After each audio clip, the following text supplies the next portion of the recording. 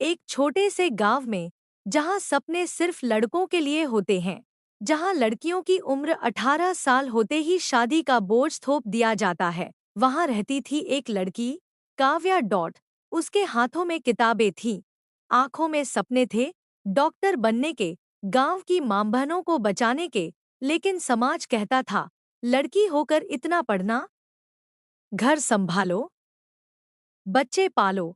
परिवार ने फैसला कर लिया, शादी तय। काव्या के सपने दब गए, लेकिन उसकी हिम्मत नहीं। उसने एक सवाल पूछा, जो आज भी लाखों लड़कियों के मन में गूंजता है, क्या मेरी जिंदगी मेरी नहीं? क्या मेरा हक सिर्फ चुप रहना है?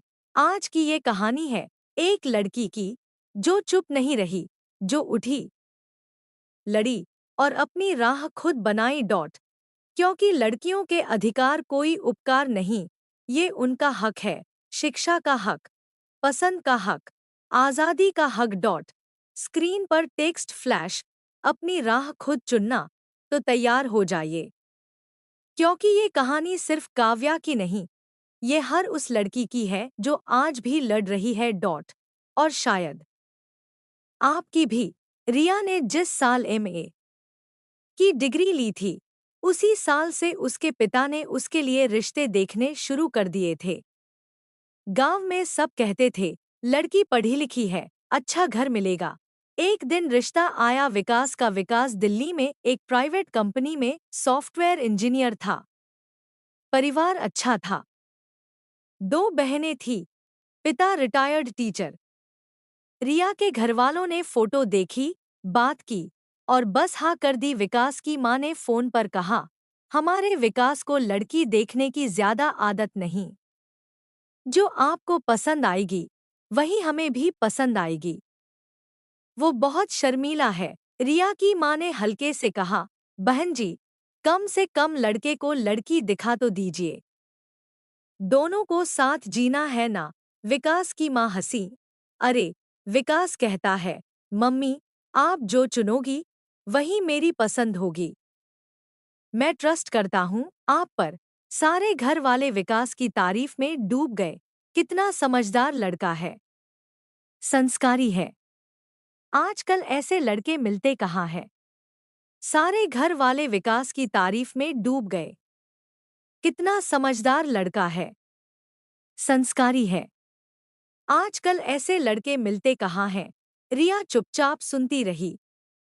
उसके मन में एक सवाल बार बार उठ रहा था, क्या लड़की की पसंद का कोई मतलब नहीं? क्या वो सिर्फ पसंद की गई चीज है? उसे गुस्सा नहीं, बल्कि एक अजीब सी उदासी हुई। वो सोच रही थी, मैंने इतनी पढ़ाई की, डिग्री ली, नौकरी की तैयारी की, लेकिन मेरी जिंदगी का सबसे बड़ा फैसला मैं खुद क्यों नहीं ले सकती? शादी की तारीख तय हो गई। घर में रौनक छा गई। मेहंदी, सजावट, शॉपिंग, सब चल रहा था। रिया मुस्कुराती रही, लेकिन अंदर से कुछ टूट रहा था। शादी से 2 दिन पहले रिया ने फैसला किया। रात को सब सो गए तो वो चुपके से अपनी डायरी में लिखा और एक चिट्ठी बनाई। सुबह सुबह वो घर से निकल गई। स्टेशन पर जाकर ट्रेन पकड़ी और दिल्ली चली गई। विकास को जब पता चला, तो वो स्तब्ध रह गया। उसने फोन किया, मैसेज किए, लेकिन रिया का फोन बंद था। परिवार रोया, गुस्सा किया, लेकिन रिया ने एक मैसेज भेजा था, सिर्फ इतना, मैं अपनी जिंदगी खुद चुनना चाहती हूँ। नफरत नहीं, बस आज़ादी चाहिए। जब मैं तैयार होऊंगी, खुद मिलूंगी। तब तक माफ करना। कई महीने बीते। रिया दिल्ली में एक छोटी सी जॉब कर रही थी। पढ़ाई पूरी करने के बाद उसने सोचा था कि अब वो किसी से बात करेगी, शायद विकास से, लेकिन वो अब भी इंतजार कर रही थी, अपने फैसले का, अपनी पसंद का। कभी कभी वो सोचती, शायद विकास भी समझ गया हो, शायद वो भी सोच रहा हो कि पसंद सिर्फ एक तरफ की नहीं होती। एक छोटे से गांव में रहती थी काव्या। उम्र सिर्फ 18 साल। स्कूल में हमेशा फर्स्ट आती, टीचर कहते, ये लड़की कुछ बड़ी चीज बनेगी। लेकिन गांव की रीत थी, लड़की की शादी 18 में, पढ़ाई बाद में। काव्या का सपना था डॉक्टर बनना, गांव की लड़कियों को इलाज करना, उनकी जिंदगी बचाना। एक दिन बड़े भाई ने फोन पर कहा, पापा, अच्छा रिश्ता आया है, लड़का सरकारी नौकरी में है, काव्या की शादी फाइनल कर दो।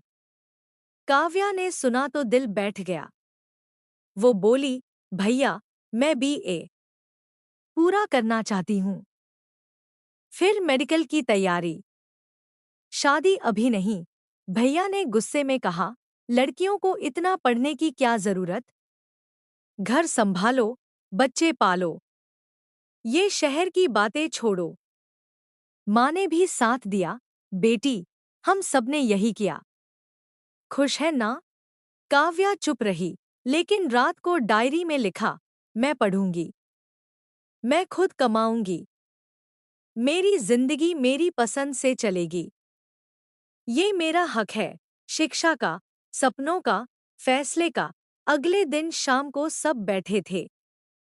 काव्या ने हिम्मत जुटाई और बोली, पापा, मैं कॉलेज जाऊंगी, अगर आप नहीं भेजोगे तो मैं खुद कमाऊंगी, स्कूल में पढ़ाऊंगी, ट्यूशन दूंगी, लेकिन शादी अभी नहीं। संविधान कहता है, लड़का लड़की बराबर, शिक्षा हर बच्चे का अधिकार है। मेरा भी। घर में सन्नाटा। पिता गुस्से से लाल हो गए। भाई चिल्लाया, घर की इज्जत का क्या। काव्या की आंखों में आंसू थे, लेकिन आवाज में आग, इज्जत मेरी पढ़ाई से बढ़ेगी, जब मैं डॉक्टर बनूंगी, गांव की मां बहनों को बचाऊंगी, तब घर की इज्जत असली बढ़ेगी। मैं डरूंगी नहीं, क्योंकि डर से बड़ा है मेरा हक। कुछ दिन कठिन बीते, गांव वाले ताने मारते, लड़की ने सिर चढ़ा लिया, लेकिन काव्या नहीं रुकी। उसने गांव के प्राइमरी स्कूल में पार्ट टाइम पढ़ाना शुरू किया। शाम को घर पर ट्यूशन, पैसे जमा किए, माँ बाप को दिखाया कि वो घर की मदद भी कर रही है। धीरे धीरे घरवालों का मन बदला। भाई ने देखा, बहन की कमाई से घर में बिजली का बिल कम हुआ, छोटी बहन की फीस निकली। पिता ने कहा, बेटी, तू सही थी, जा, पढ़, हम साथ हैं। 1 साल बाद काव्या ने बीए पास किया, फिर एनईटी की तैयारी। आज वो मेडिकल कॉलेज में पढ़ रही है।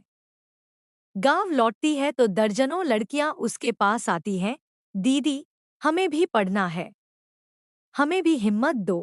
काव्या मुस्कुराकर कहती है, डर लगता है, लगता है, लेकिन याद रखो, हर लड़की के अंदर एक तूफान है, बस उसे जागृत करना है।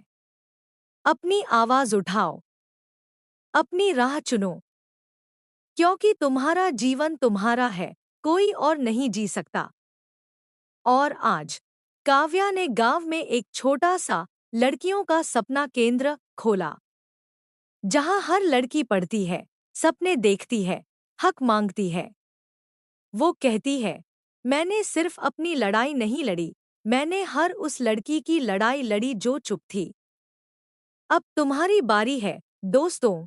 अगर ये कहानी आपको छू गई है, तो याद रखिए, एक लड़की जब उठती है, तो पूरा घर बदल जाता है। एक घर बदलता है, तो पूरा गांव बदल जाता है। और एक गांव बदलता है, तो पूरा देश बदल जाता है। तो आज से संकल्प लो, अपने हक के लिए लड़ो, पढ़ो, कमाओ, चुनो। क्योंकि नारी शक्ति सिर्फ शब्द नहीं, एक क्रांति है। अगर आप भी किसी लड़की को प्रेरित करना चाहते हैं, तो इस वीडियो को शेयर कीजिए। कमेंट में लिखिए, मैं अपनी राह खुद चुनूंगा, चुनूंगी। और सब्सक्राइब करके बेल आइकन दबाइए, क्योंकि ऐसी ही प्रेरणादायक कहानियां आपके लिए आती रहेंगी। जय हिंद, जय नारी शक्ति।